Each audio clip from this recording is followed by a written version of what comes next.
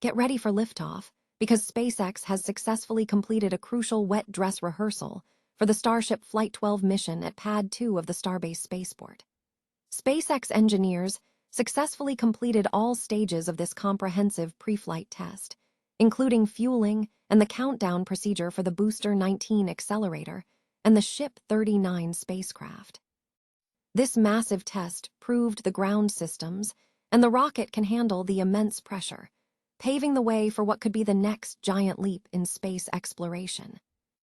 Tired of dropping your phone or struggling to hold it with one hand? The PopSocket's Pop Grip gives you a secure grip, works as a phone stand, and even lets you swap the top for a fresh new look. Simple, useful, and perfect for everyday phone use. Click the link in the comments to grab yours on Amazon. The biggest news coming out of the launch complex is the successful fueling of the biggest Starship Super Heavy system, clearing a major milestone ahead of a possible launch attempt on May 15th. This full wet dress rehearsal involved stacking the Ship 39 atop the Booster 19, collectively known as S39B19, and loading over 5,000 metric tons of supercooled liquid methane and liquid oxygen into the vehicle. This critical test validates the fueling systems and the entire integrated launch vehicle, showing that the new version 3 architecture is ready for its big debut. The countdown is officially on for the most upgraded version of Starship yet, as a notice to airmen has been filed signaling that the Block 3 variant, pairing the Super Heavy Booster 19 with the Ship 39, is targeting its maiden flight as early as May 15, 2026. This Block 3 system features powerful Raptor 3 engines and significant structural refinements, including redesigned grid fins and built-in heat protection, making this hardware ready to go. All ground tests have been cleared, and now it's all about the final weather checks before the launch. But SpaceX isn't stopping there. The company is officially scouting multiple domestic and international locations to build new Starship launch facilities to meet its goal of thousands of annual flights. From new pads at Cape Canaveral to experimental ocean-based spaceports like Deimos and Phobos, SpaceX is building the infrastructure necessary for Mars colonization. Stay with us right now as we break down every detail of this massive expansion and what it means for the future of space travel. SpaceX Starship V3 rocket has successfully passed its next series of tests. SpaceX has completed a critical wet dress rehearsal for the Starship Flight 12 mission at Pad 2 of the Starbase Spaceport. This rigorous process served as the final comprehensive pre-flight test for the rocket and ground systems, encompassing fueling and the entire countdown procedure, according to reports from IXPT.com. The test involved a fully assembled version of the new generation vehicle, specifically the Booster 19 accelerator and the Ship 39 spacecraft. While the initial attempt on May 10 was aborted due to technical issues, the subsequent attempt saw SpaceX engineers successfully complete all stages of the procedure. During this successful rehearsal, the company managed to fuel the rocket in a record time of just 30 minutes and executed all necessary procedures up to the T0 stage without actually igniting the engines. Following the test, the fuel was drained, and operations around Starbase were fully resumed.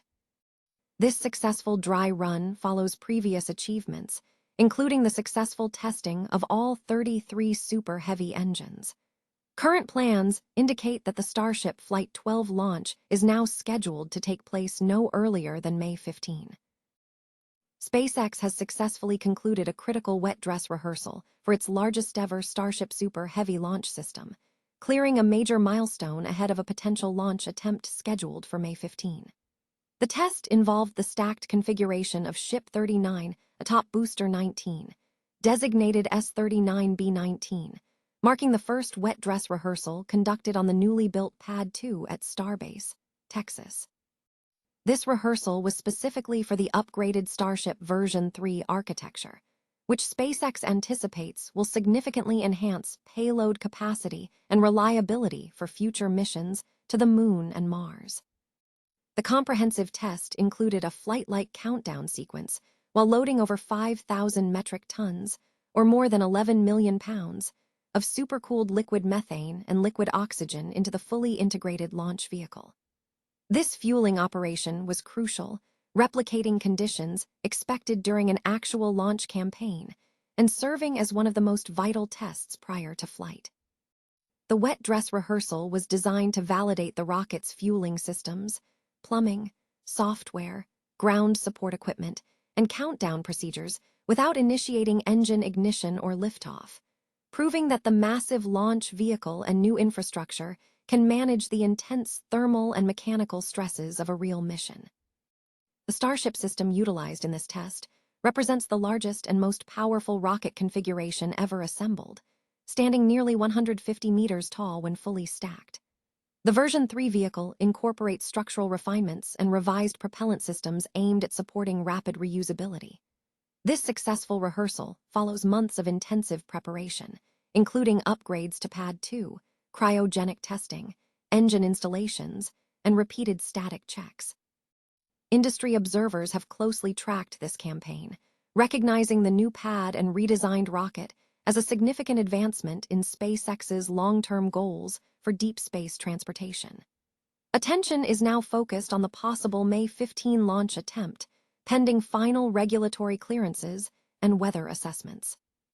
If the mission proceeds as planned, it will mark the inaugural flight of the Starship V3 configuration, representing another major step toward developing a fully reusable heavy-lift rocket capable of supporting NASA's Artemis program for lunar missions and eventual voyages to Mars.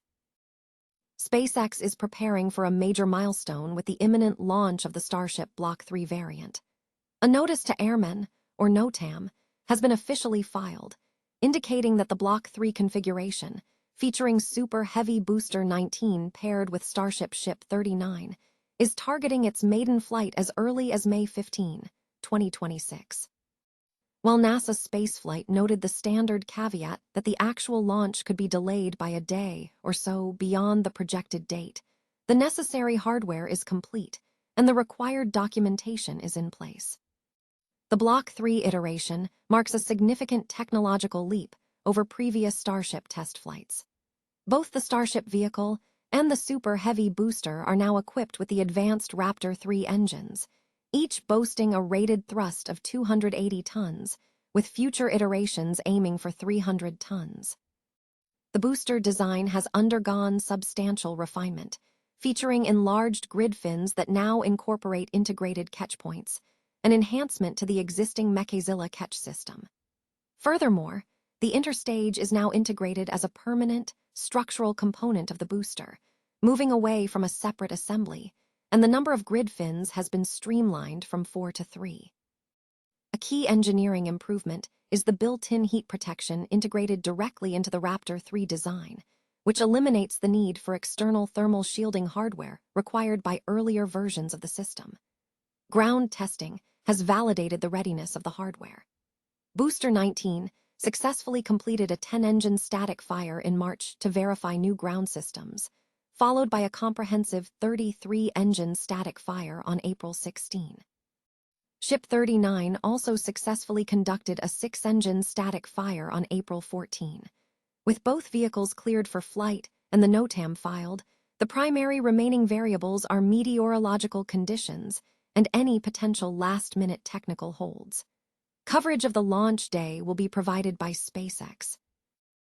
SpaceX has officially confirmed it is actively scouting numerous domestic and international locations to construct new Starship launch facilities, driven by the company's ambitious goal of executing thousands of Starship flights annually.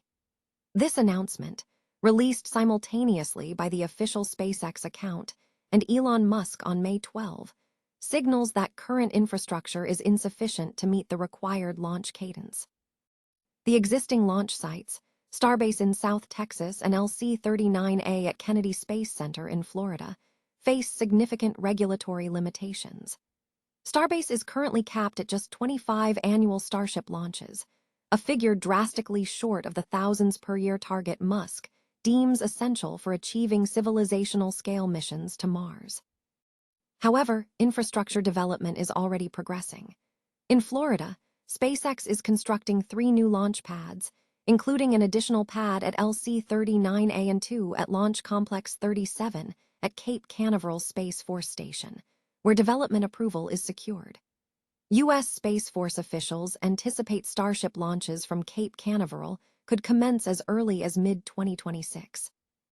Concurrently, a second Starship manufacturing plant is under construction at the Kennedy Space Center's Roberts Road facility, indicating parallel scaling of production and launch capabilities.